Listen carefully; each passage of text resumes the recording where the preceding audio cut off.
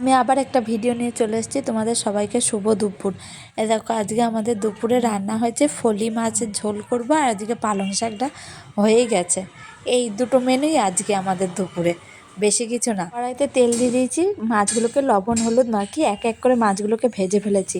তারপর শুকনো লঙ্কা আর জিরে ফোড়ন দিয়ে আলুগুলোকে ছেড়ে দিলাম। আদা, কাঁচা লঙ্কা, টমেটো, জিরে দিয়ে পেস্ট করে নিয়েছিলাম। তারপর আলুগুলো যখন ভাজা ভাজা হয়ে যাবে তখন মশলাটা দিয়ে দেবো, দিয়ে ভালো করে কষিয়ে নেব।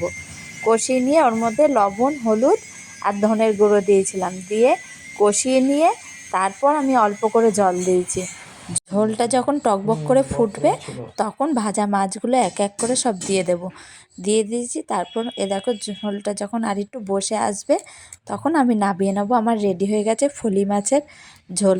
তো তোমাদের এই ভিডিওটা কেমন লাগলো কমেন্ট করে জানিও, আর ফলি মাছ কে কে চেনো কমেন্ট করে জানাবা। টাটা, বাই বাই, পরে আবার দেখা হবে।